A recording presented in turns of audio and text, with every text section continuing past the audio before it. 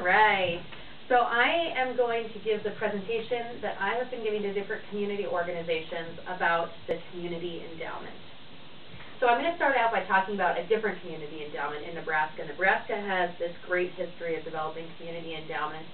And one of the first that was started there was Valley County Community Endowment.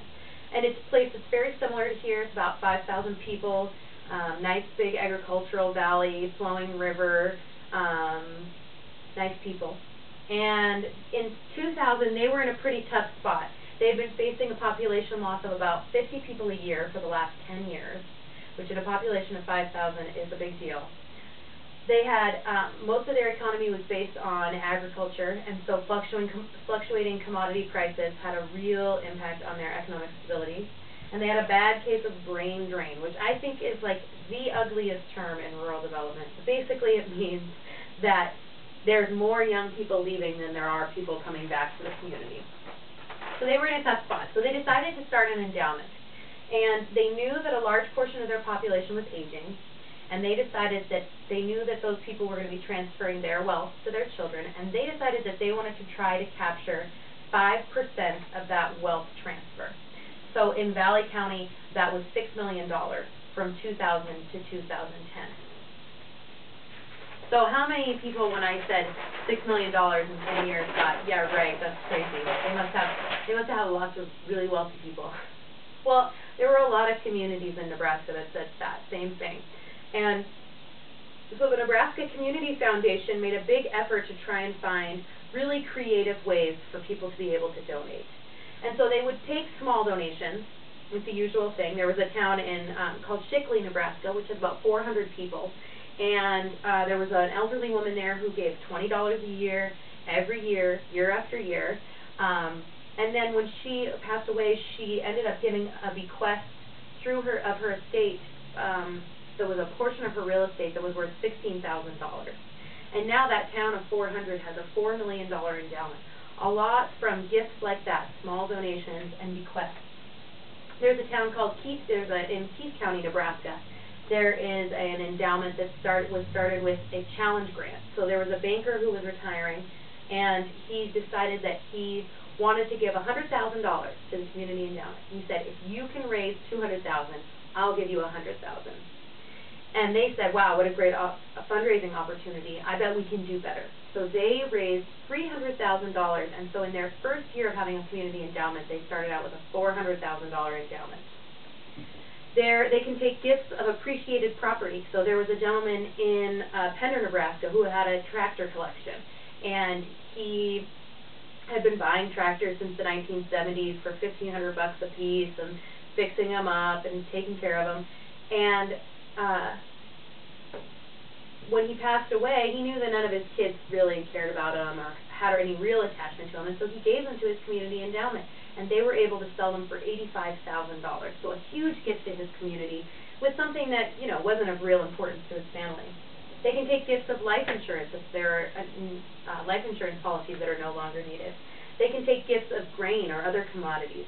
So there was a family in Atkinson, Nebraska that grew kidney beans, and they had a bumper crop of kidney beans one year. Prices were high, and they knew that if they sold all of their crops, it would bump them into the next income bracket. And so they made a gift of kidney beans to the community endowment, and the community endowment was able to sell them for $130,000. So something that had a huge impact on the community and also had a benefit for them as well. And they can take gifts of retirement assets. If you give retirement assets to your children, they can be taxed up to 70% with estate taxes and income taxes. And if you give them to a charity, they go tax-free. So a really great opportunity. And in Wallowa County, we believe that there's really some potential for this. So about 5 years ago, my coworker Sarah Miller did some research on creating an endowment here.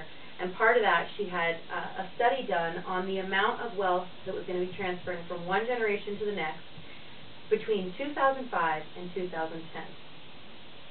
And what that study found is that $74 million transferred in that five-year period. And we palled this number around to quite a few accountants and attorneys that deal with estate gifts, and they said that that's actually probably a low estimate. And so if we were to even try to capture 3% of that would be $2.2 million.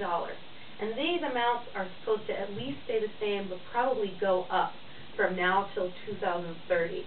So if we could capture that amount every 5 years between now and 2030, it would be a huge gift to the community.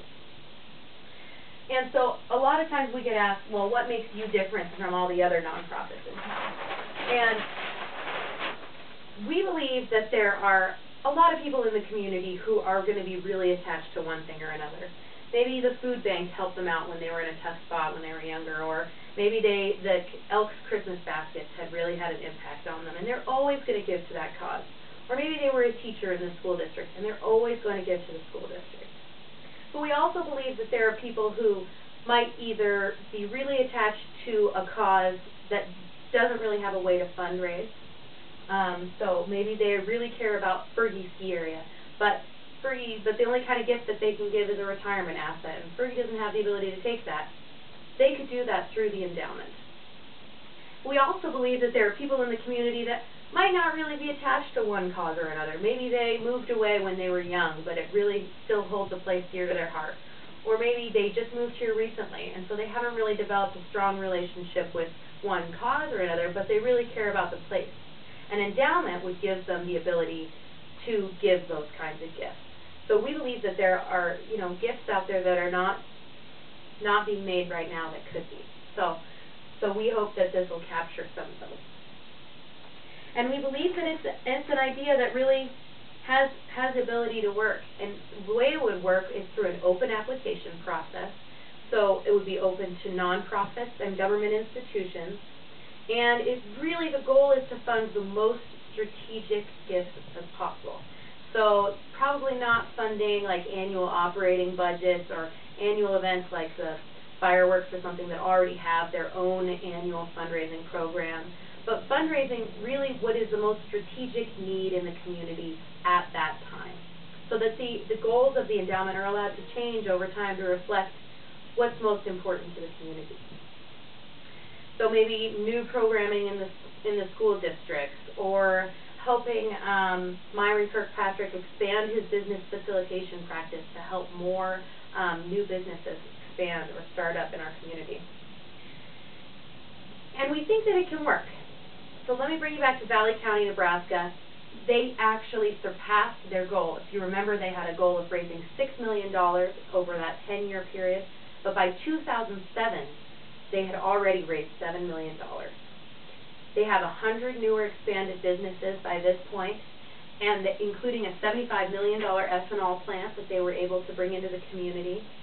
Their per capita income has increased by 22%, and perhaps most interestingly, they've had their first population increase in over 70 years. So not only were they able to sort of turn the tide of people leaving, but they were actually able to bring some of their young students back home. They had one of their younger students was studying dentistry somewhere, and they were able to pair him up with a dentist that was leaving his practice in Valley County. So a lot of things like that. They've had a lot of success, and really we believe that it has a great ability to just increase the community's capacity to build itself. So if you have any questions, feel free to contact us at the Northeast Oregon Economic Development District. And we think it's a pretty great idea. So thank you.